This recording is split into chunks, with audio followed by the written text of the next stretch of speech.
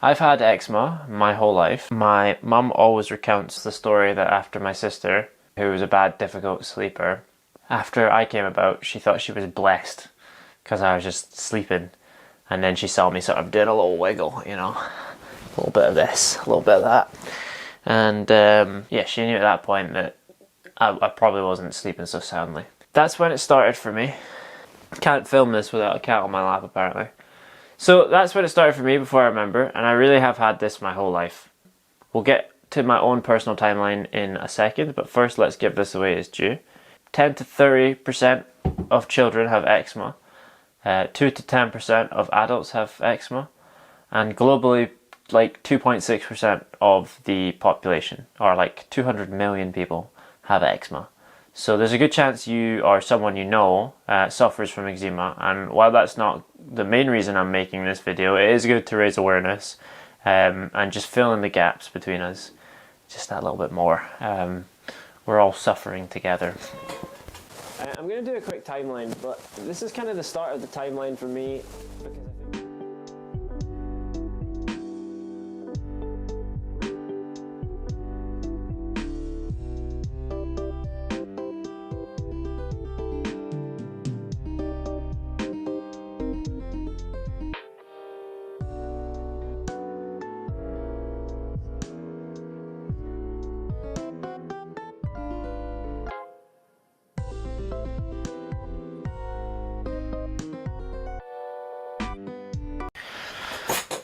right, so a little bit older.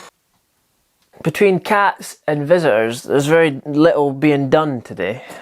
Come on in, up here, up, up. Yes, there we go, right. Now will you settle down? That's not the most logical or complete timeline. In fact, it's probably barely a timeline at all. But if I'm gonna get through this video, it's gonna be a timeline. So maybe I'll do some on-screen doodling or something like that. Damn right. So where are we? Right, 1, that was the intro. 2, we did the importance, and 3, we did the timeline. So 4, oh yeah, let's describe what eczema is. I'm not going to describe what eczema is, you can look it up, it's dry skin or a skin condition or whatever the medical term is for it. ECZEMA. And it'll probably come in all shapes and sizes and forms. I'm going to describe my eczema because, well, that's what I can describe, isn't it? I can't really describe someone else's. So let's just get to the next bit. Let's get to the next bit, Hazel. This is the part to skip for anyone who is a bit squeamish, like the cat. We all have skin, so while these images and descriptions might be a bit gruesome, everyone gets dry skin. It's not that big a deal. Back up. Yes, there we go. Right. So, for me, dry skin looks like this. And I've dealt with it all over my body my whole life. I think this patchy sort of eczema happens for me for a lot of reasons, but stress, what I eat, how much I sleep, what I touch, what touches me, when I eat, how much I eat, animals, sweat, everything causes it. Someone who suffers from eczema, your whole life is about, well, what if this causes it, or what if that causes it? And the answer is it's probably a combination of a bunch of these things. It's not just one of them. So it should be easy to fix then, right? Now onto the main stage item. I'm not going to say this correctly, I'll look it up, maybe I'll put it in post, but dyshidrotic, I don't know exactly how to pronounce it. Dyshidrotic eczema. Dyshidrotic eczema. Dyshidrotic eczema. Dyshidrotic eczema, also known as pomplex, is a chronic skin condition that causes itchy blisters. For me, this has been the bane of my existence. If you suffer from this, congratulations. Congratulations, you've been dealt a really tough hand, in my case, literally, and yet here you are, dealing with it, living with it, and pushing on. I can safely say it is terrible. It's, you know, very few people understand that walking around with an active battlefield making up the one barrier that you have between the inside and the outside of you, it's not easy. It's like, you know, the best way to describe it to people who don't think about how difficult this would be is Imagine living in a castle where the walls are constantly coming down and getting put back up. It wouldn't feel very safe. And that is how it feels. You know, some days you just feel so entirely unstable. As far as I recall, I've only gotten it on my hands and mainly on my fingers. If the photos don't do a good job of showing you what the torment is, I can explain it. I'll give you this wonderful example from the 1999 movie The Mummy. There's this great scene. I'm not going to show it, I don't think. Or maybe I will show it. I don't know. But there's a scene where this like beetle, scarab beetle or whatever it is, goes right under some guy's skin. And it just, ugh, that is how it feels. Except instead of it being a little beetle, it's sebaceous fluid, whatever, one of the fluids that sits in your skin layer. It basically is, it's bubbles up to the surface, and it's like your skin is on the boil, basically. And yeah, instead of it being one big beetle, it's like hundreds of little ones. It itches like nothing I can explain. It's I mean, it's like fluid under. I mean, if you ever had a blister and you felt how itchy a blister is, imagine 1,000 small little tiny blisters, and the skin around it is raw, and it's fucking raw. But yeah, something interesting. Do you want to go? You can go if you want. You don't have to be up here. I know you like being up here though. The only way to deal with this sort of itch, by the way, is literally to tear at it. Like nothing else. Hot water, cold water, you know, like I've burnt my skin before in relief. I've done all sorts of things, and nothing, it's just one of these things where you can tell that nature has you good. Often in comment threads about dyscrotic eczema, people open up about the discomfort of living with it, and I've seen very, like, it's quite relieving to see these sorts of comments. I've seen comments like, it's a type of discomfort that you have to gnaw at. Teeth obviously going to introduce a ton of bacteria into the wound, so it's like the worst thing you can do. But you know, if your arm was on fire, and the only way to get rid of that pain was to cut off your arm, even it's not smart in the moment, but you might do it. You might do it just to feel a bit better. Scalding hot water or incredibly cold water, grabbing something very pointy, another way, like just holding something that you shouldn't hold probably.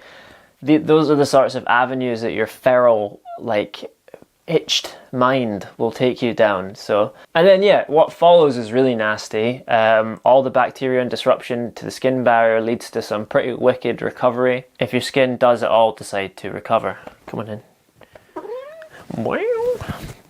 It can take a long time for such damage to recover, and in the case of my hands, it's almost just permanent. It doesn't really, it gets better. Right now it's really good, but I've also been spending a lot of time trying to get it to be really good. Amazingly, this little putty cat hasn't set off my skin that much, so that's really nice, but animals do set off my skin, so you know. What is it? Wants to go outside, can't go outside, recovering from surgery. Anyway, it can take a long time, and something that will be a recurring aspect of any sufferer's journey is the overwhelming patience and mental fortitude required to not scratch. Don't scratch it. Hopefully that's been a somewhat enlightening explanation as to what my eczema is and how it affects me. So now we're going to get on to the part of the video where we do something about it. So anyway, for fear of this video becoming an hour long, I'm just going to talk about the good in depth, and then I'll leave the bad and just brush past it, because after 30 years of living with this, you'll just have to take what I'm saying as what I'm saying. I'm not trying to say I know it all, I'm just trying to share what I do know. So my current stack, and if you're in a similar situation to me, I'd like to recommend it because it's helped. It's gotten my skin to the best place it's been in a while, which is one of the reasons I wanted to make this video. Not the reason I wanted to make this video, but definitely one of the reasons. So at the moment, I use this Aveeno. It's like a different type of Aveeno that's got a much more sort of pasty, like oily, but sticky. I don't know, it's a very good consistency. It goes on the skin, it obviously penetrates the skin quite well, and it has interesting things in it, and it works as like a really, it's like a, I guess it's like a repair balm is what it feels like. So I put that on I make sure my hands are clean and dry, and I put that on the affected area and I let that soak in. And once I have that sort of initial moisture, then I put a barrier cream. This one I like because it's antiseptic. So I like to think that it's creating a somewhat sterile healing layer or barrier layer that stops whatever it is that agitates my skin getting through. I don't think it really does, but I think it's as much a psychological thing. So secondary considerations of things that I'm trying to keep to. I'm avoiding gloves or strenuous activity.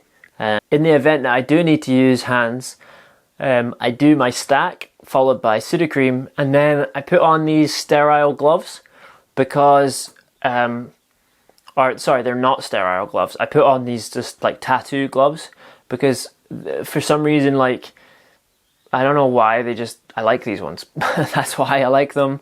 I don't like cotton gloves. Anything that's insulating is not nice for my hands. It makes them sweat, and sweat is really what I'm trying to avoid in a lot of these situations. And then another important thing is this is probably about as long as my nails can be. If my nails get any longer, it's just going to cause so much additional damage, you know. The fourth one is, I'll show you, I'm taking a magnesium supplement. It's additional, it's probably not helping at all, but I do feel like I've experimented with a lot of different things, but largely, yeah.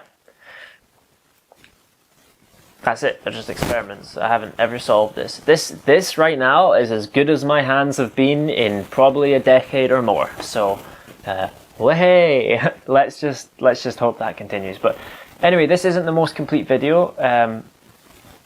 But it's a good enough insight from me and for me. If you found the video helpful, let me know. Come say goodbye. Another thing to consider is that perhaps having a animal like this that is a de-stressor, that's a really good thing for the skin.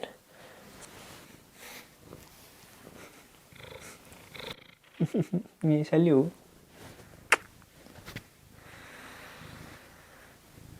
I wish you could sit so I could animate your paw. Sit. Yes, good girl, trained cat. So it's goodbye from me, and goodbye from little Hazel. Mwah. I love you, darling. And I love you guys for watching a video about my skin. That's very nice of you.